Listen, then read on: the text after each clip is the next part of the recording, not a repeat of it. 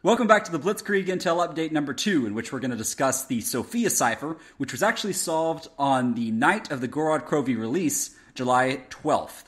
I have with me a star-studded cast, including the well-known COD's archiver Tak, the longtime and veteran member of the community Lizizadolphin, and WaterKH, who is renowned for his skills in cipher cracking. So, I want to talk real quick about the discovery and the solving this cipher. Water, tell us a little bit about that. Yeah, so it was actually posted first by someone named Silas on Reddit, and the person who actually solved it was called Dark Mega Hot, who actually used what I think is called a hex editor or something. It was actually Octal, but yeah, we'll definitely get into that later. Great, okay. So, since we know everyone's here for the plain text of the cipher, we'll get straight to that. Reality or dream? It is becoming harder and harder to tell. He came to me again last night while I was on my nightly walk through the countryside. He told me about the location of a book called the Chronorium, said that Richtofen needs to acquire it if we are ever going to set things right. The book contains the location of a device called the summoning key. I will contact Richtofen in the morning.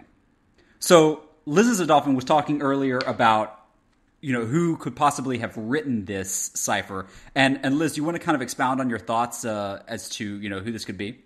Sure. So, the cipher itself starts out as reality or dream. It is becoming harder and harder to tell.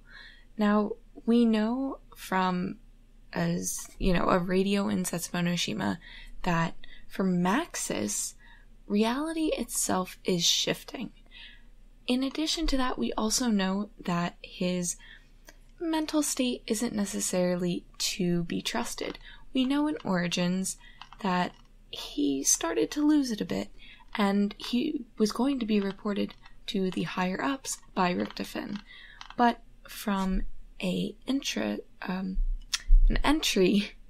in the terminal from Black Ops 1, he talks about the way that Edward watches him, he watches Samantha, he watches SOPHIA, and the monkey that Edward created, that maybe it's the 115 affecting his mind, that he can no longer tell.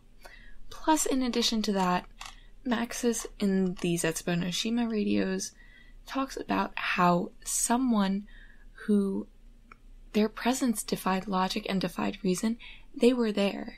So, he's talking about someone walking with him. Could be that mysterious person.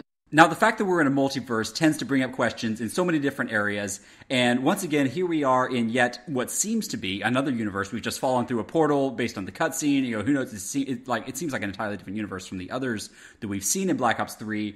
I mean, what Maxis are we dealing with here, if that's the case? I mean, what's even the time frame for this cipher? Tak, you had some thoughts on that? Yeah, so it seems like there's always been this missing chunk of time in the zombie story since Black Ops 3. Blundell has talked a lot about how he thinks that the interim between maps is as important as what happens in the map themselves, so he likes to tease at that a lot.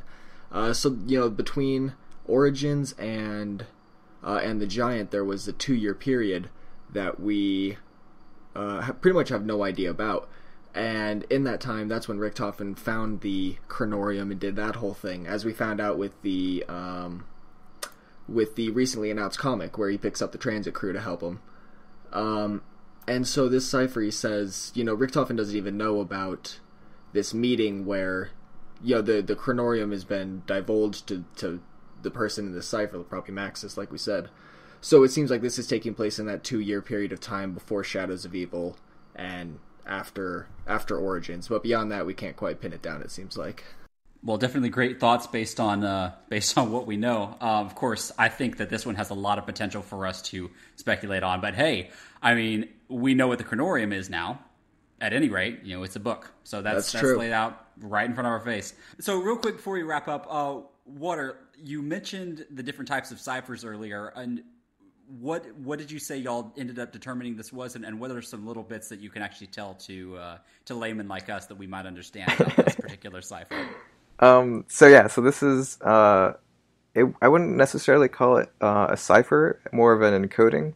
and it's encoded in octal, which is you basically count from 0 to 7, and then you roll over back to 1.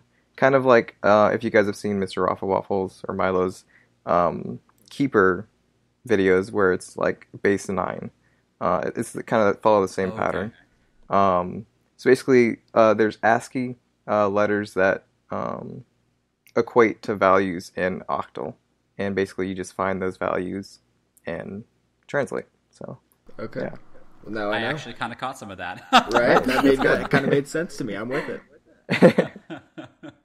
Great. Well, guys, thank you all so much for coming on to talk about this cipher, the SOPHIA cipher. Thanks so much for watching, folks. We will see y'all next time.